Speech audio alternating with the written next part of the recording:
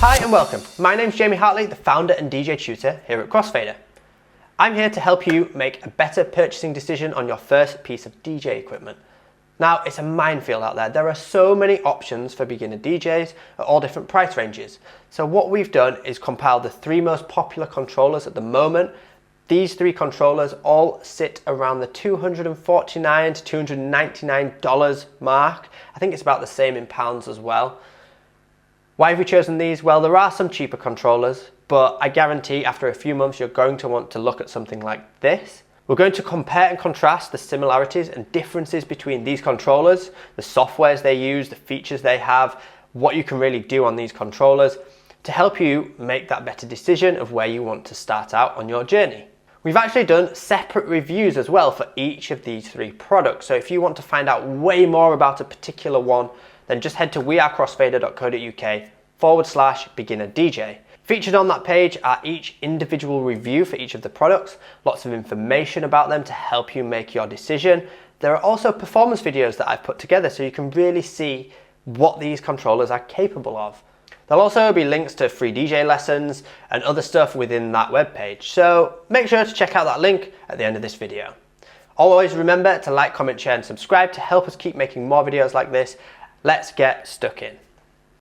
We're now going to take a closer look at the similarities and differences between these 3 entry-level controllers.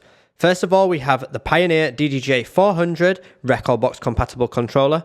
We also have the Pioneer DDJ SB3, Serato DJ Lite and Serato DJ Pro controller, and the Roland DJ 202, which is also a Serato DJ Lite and Serato DJ Pro controller.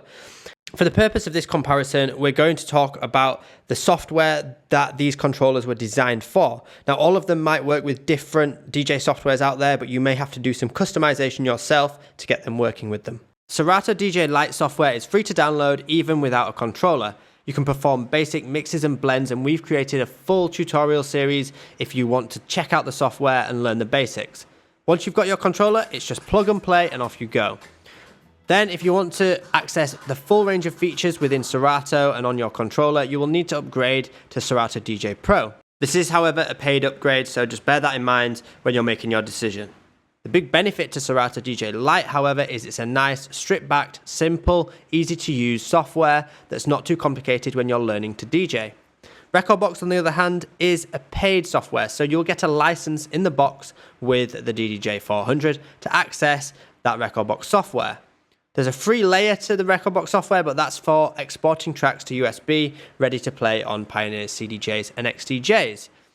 The Rekordbox software can be quite overwhelming and complex for new DJs. There are a lot of features, a lot of settings, and a lot to get your head around.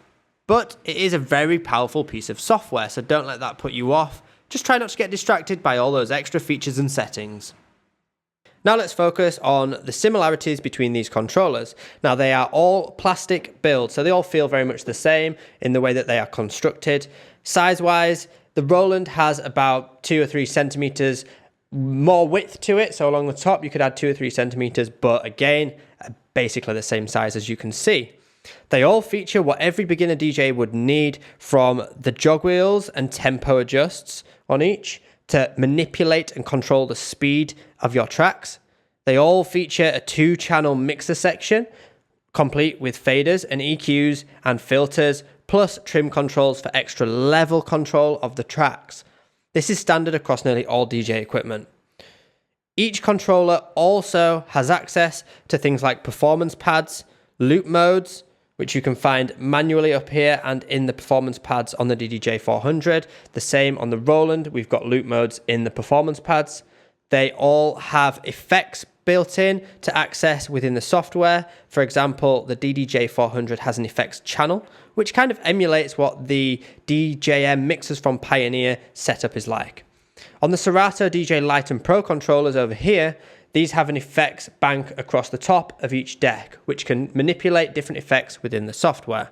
Now let's look at some of the differences between these 3 controllers.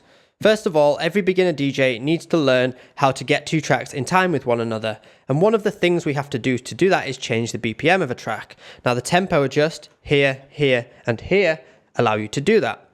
On the Ddj Sb3 and the Roland DJ 202, these tempo adjusts are about the same length. That means you can control the track in a very similar way on both of these controllers. On the DDJ 400, you gain a little bit of extra length on the tempo adjust. This just makes it a bit easier to get those really fine BPM adjustments. It doesn't mean you can't do it on these controllers, but it just feels a little bit easier on the Rekordbox DDJ 400 controller. It's also placed down at the bottom rather than the top. This is to replicate how a CDJ from Pioneer would feel, because the tempo adjust is in a similar place with the jog wheel up towards the top left of it. This will maybe help if you end up playing on CDJs or XDJs from the Pioneer range, because it will feel very similar, and that's what this controller has been designed to do. But one of the things that the DDJ 400 doesn't have is access to the 3rd and 4th decks, like the Ddj Sb3 and the Roland DJ 202 have. Even with the Serato DJ Lite software, you can access decks 3 and 4. Now, even though you can access them, it can be a bit tricky to actually use them in the mix because we only have 2 channels on these controllers.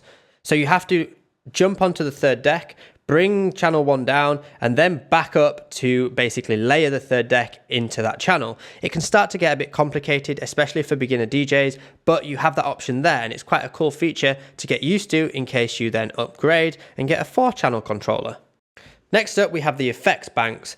In Serato DJ Lite, you only get access to 5 or 6 different effects. They can be assigned to different buttons along the top of each deck, and we can turn the level up for all 3 or independent ones, depending which one we've got turned on. That's the same on the Roland DJ 202, and that translates again into the Serato DJ Pro software. On the Pioneer DDJ 400, it's set up slightly differently. Instead of across the top of each deck, we have an effects channel. On the effects channel, you can then assign which deck you want to apply the effects to, whether it be 1, 2, or both of the decks, and then it works similarly to their mixer range, where you would choose one effect and then apply the level to that one effect. So the downside to this is you can't combine different effects very easily. But that leads us on to the next thing, which are the performance pads. The performance pads on the DDJ 400 do offer something called pad effects, which open up way more effects within the Rekordbox software, which turn the tactile pads into push and hold effects. This is something that these 2 controllers don't have. In replace, the Ddj Sb3 has an FX fade button. Now what this does is automate some different mixing techniques, whether it be a high pass filter, a low pass filter, a backspin, or some loop chopping. These are all things highlighted in our complete review of this controller. In replace of the pad effects on the DDJ 400, on the Roland DJ 202, it has an inbuilt sequencer and sampler. Now this is the real standout feature on the Roland DJ 202. With the sequencer and sampler that work independently to any software, it's built into the controller, which then means you can actually program different drums from the Roland TR drum sound bank, whether it be 909s, 808s, 707s, 606, and you can program them in to synchronize up to your tracks. So this really opens up a world of possibilities if you are a hybrid producer DJ or want to start producing as well as DJing. You can start building your own beats, layering in your own samples, and it's a real good introduction to that. Please bear in mind, it's quite complex to understand what all the shortcuts are to get to the different modes, but with a bit of practice, you'll soon get used to it. Coming back down to the Pioneer DDJ SB3, this also features a pad scratch mode. This is unique to this controller, and it caused quite a bit of controversy in the industry recently. Now, this was developed in line with DJ Jazzy Jeff, and he came up with some different scratch patterns that he uses, and then Pioneer programmed it into the controller. Basically, you hold a pad and it performs a scratch pattern. This is something that is a good introduction to scratching, but trust me when I say it's definitely not going to make you sound as good as Jazzy Jeff. It's just a good way to get used to scratch DJing. And that is one of the pros of this controller, is that it's aimed more towards those that are maybe inspired by the turntablist side of the industry, and scratching, beat juggling, that kind of stuff. It introduces you to that. The other pad modes that are on the DDJ 400 that stand out to me over the DDJ Sb3 and Roland DJ 202 are the pitch shifting functions. So we've got key shift, which is a secondary pad mode, and we've also got keyboard mode, which is a secondary pad mode in the DDJ 400. If you want to see a much deeper understanding of these, then check out the full review. But just as an overview, what this allows you to do is pitch the track up and down, jump to different points in the track and actually pitch it up and down like the notes on a piano scale. It's for more advanced mixing anyway, so I wouldn't base your purchasing decision on something like that, but it just means there is a bit more scope with this controller for some more creative techniques and mixing styles. Now, Serato DJ Pro does offer pitch shifting and keyboard style modes where we can pitch up and down using Serato DJ's pitch and time. Now, this is an extra expansion plugin that you pay for, but with the bigger controllers, the 4-channel controllers, something like the Ddj SB3 or the Roland DJ 808, which are the bigger versions of these controllers with 4 channels, you can do something very similar. But it's nice to see it on the entry-level controller here, so someone like myself who's used to those performance features can jump on and perform just as well with this controller. The last thing to say about the pad modes on each controller is that the Ddj SB3 and the Roland DJ 202 that ship with Serato DJ Lite only have access to certain pad modes. To access the full range of pad modes, you'll have to think about upgrading to Serato DJ Pro. Again, this is something that we dive deeper into in the independent reviews for each controller.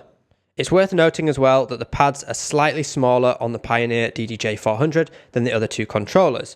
This doesn't really affect how you use them unless maybe you've got much bigger hands than I do. Then you might start hitting 2 pads instead of 1 because there isn't much space between and they're a bit smaller. So that's just something worth noting. They all feel the same though, and they all have the same click to them. They're not touch responsive, you have to physically click the buttons down.